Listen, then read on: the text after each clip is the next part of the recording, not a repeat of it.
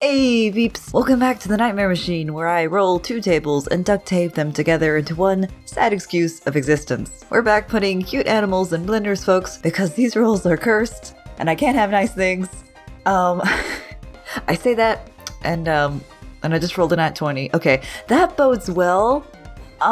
Anyway, let's get down to it. 93. Oh god. Okay, that's Shuckle. Ultimate tank baby, absolute unit defense Shuckle. Okay, it's oh god, what is it? Okay, getting paired with 05, which is good lord. I'm making a god. Move over to Rask. God tier untouchable garbage coming right through. Oh lord, why? So Shuckle is a defense powerhouse, despite being a tiny single-stage buggo. Also, this outlier Pokemon poops berry juice and excretes acid, apparently. But wait, it gets weirder. The classic Beholder, born from dreams, is a rage sphere with destructive trust issues. Working for a Beholder is a ticking time bomb that will inevitably end in your own disintegration. But spectators gotta make ends meet, right? So taking an eye tyrant and shoving it into the shell of a Shuckle ushers forth the horrifying Sentinel. This hardened aberration was forged from all the insecurities of a sleeping Beholderkin. An impenetrable wall of nightmares, this creature, unlike most eye tyrants, is brazenly fearless, despite its one fatal flaw. It lacks the means to murder anything. None of its eye beams can directly kill its foe, so this juggernaut has to get crafty. The Sentinel instead operates its lair like a fantastical playhouse, ordering its minions to die as convincingly as possible, to instill fear into adventurers' hearts. So how does one kill an unkillable wall of eyes? Well, there is only one item that will slay this eye tyrant, and that is the legendary blackmail. Once the seams in the well-constructed illusion start to tear, adventurers may clue into the Sentinel's well-guarded secret and call the creature's bluff. Inversely, players that put on a good performance, especially one that ends in their own demise, may make an avid fan out of this big ball of eyes. Having a Beholder as your personal acting agent couldn't hurt, could it? Don't be shy now. Come break a leg. Jeez. Okay, what? Pressing the button. Okay, 20. That's Cyndaquil. Oh, precious baby, and like best Gentoo starter. Okay, look, if I get something like an Incubus or whatever, I'm just yeeting this mouse across the room. 56. Okay, that's Shambling Mound. That I can still pull this, guys. I can still pull this into the cute zone. I think. Questionable, but okay, I'm pumped. Cyndaquil, a hedgehog-like Pokemon that jettisons fire from its back and warms my heart every time I play Gold and Silver. This friendly little guy is paired with a writhing mass of plant matter that can engulf and crush players with a superior array of resistances to boot. A rather conflicting set of creatures that combine nicely to form the Camp Briar. Few adventurers can resist the allure of a burning campfire, and this group was no exception. Attempting to satisfy that burning curiosity, they crossed into the encampment, but found not a soul in sight. The ranger inched closer to the campfire to inspect how long the fire had been burning.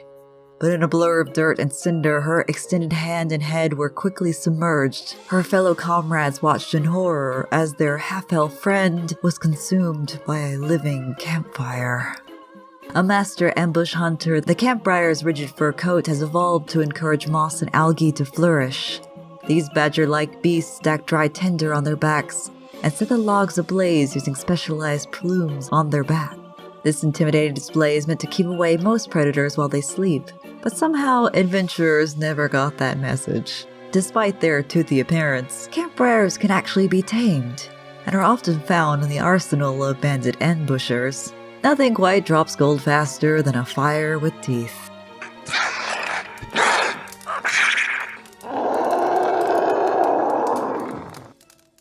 Alright, I'm riding the high of the cute roll, and I know it's gonna go south, but I can die happy either way. Okay, 51. Chandelure. Heck yes! Okay, so fun to use in black and white. Oh my god, I love him. I love him so much. Okay, and 55. dragon turtle. Okay. I'm making a gargantuan turtle lamp. Let's make something. Alright, we're working with a ghostly lamp that slowly sucks out the trainer's soul, and a giant literal turtle dragon with a hoarding addiction. I think I know exactly what to do with this. Meet the Drangen. They had been sailing for months now in pursuit of a legend. With supplies running low, delirium was taking hold of the crew's spirits. What appeared on the horizon could scarcely be believed. In the night, it bloomed like the sun cresting on the horizon. A mountain range of golden glow resting on the edge of their vision. The Spire of Light, they called it. Where a man could live in endless wealth. Or so was said.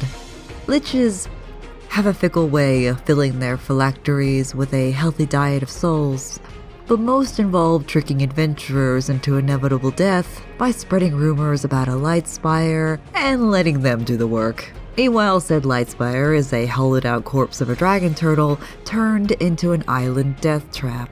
That's right, folks. Simply let the adventurers walk right in and let the acid reflux and digestion put a swift end to even the most seasoned fighters. Just a little bit of necromancy and a dead dragon will get you free collapsing corridors and twisting intestines that'll squeeze the life right out of those smug sorcerers. Poor souls are drawn to the Drangen like a moth to a flame.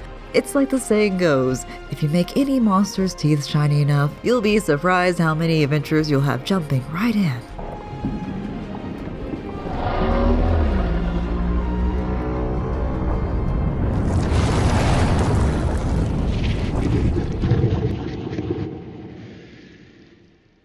This is like a bad gambling addiction, where I know it's gonna end poorly soon, but I can't stop hitting the button. Number 9, Dodrio. Okay, I can work with that. I'm almost down for a mutant burb. Okay, and number 2, Myconid. Okay, fungus boy. Okay, we've had stranger. I guess the trick is to not go with obvious with this one. Okay, let's do this. A well-weathered traveler sucked in the dry desert air. In the wavering haze before them, a silhouette of a town promised the place to rest their weary bones. Among the ever-present buzz of the heat, something rushed from behind, speeding across the sands at breakneck speed. An amalgam of flesh and fungus zipped past. Before the traveler could scarcely unsheath their blade, their lungs were assailed by a cloud of spores. "Payment taken," whispered the wind in triplicate. As they wiped the dust from their eyes, they found no creature, and with cautious step proceeded to the dusky town. At its heart, the desert village seemed all but abandoned, until the same voice chimed, "Courtesy given." At once, dozens of the fungal monstrosities swarmed the traveler in a tight circle, and collectively bowed their heads low. That night, the wayfarer was made leader of the desert commune, and their every need met with gentle care. After the lone adventurer had departed at dawn, they spread the story of the bizarre town's kindness until their dying day. It was a small gathering at their funeral, but a very different story was spread that hot morning. The tale of an individual that strolled right out of their casket, walking out into the wastelands, and echoing the third promise, investment secured. For some creatures, death is only the beginning of something new, and the investors always get their returns. I am what you seek. Want to Help you invest. Alright, last up, baby. We're gonna bring it home with 62, which is... Oh, God. Oh. Why? No. I mean, it's on the list, but no. Okay. Alright. I mean, how can we make it worse, right? I mean, it's just make it more god-awful. Okay, 67. Animated armor? Jinx construct? I don't know. That's... Okay, I don't know if that's better, but let's find out. She was such a dour girl, with a face as grim as the grave. Her heart was made of glass, they said, so fragile and cold. She had the titles to bend the lords to their knees, yet none would ever satisfy. Soon her parents grew restless and forced her hand to wed. When he had arrived in her life, the lady only grew colder to his presence. She was all but a doll, frozen in stillness, with a dress draped round. A curious thing did melt the maiden's spell. A young handmaid with mousy red hair would come to the lady's beckoning bell, and a color did flush her cheeks. The lady's orders were ever expanding, but it delighted the handmaid nonetheless. The frequent warm glow brought by her cut through the growing winter for a time. But there came a day that the bell summoned no warmth. The lady scoured the castle grounds in search of her sunshine, but none arrived to save her from the growing cold. The word of her handmaid's sudden death nearly glided off her icy fingers as she continued ringing her bell into the snowy expanse. And she still walks, adventurers, although scarcely as she was. On these cold nights, beware the lone chime and the echoes that slink beside. The dreading bell still seeks her warmth, and not a soul can abide.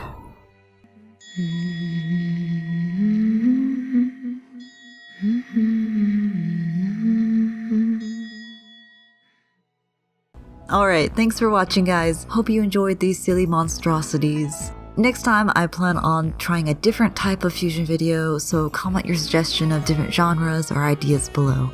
Also, I want to extend a huge thanks to those fighting with us in the Black Lives Matter movement. If you also want to join in the effort, there are links below on how to help out. Everyone can make a huge difference in changing this world, so please let your voice be heard. Take care, my fiends, and stay safe.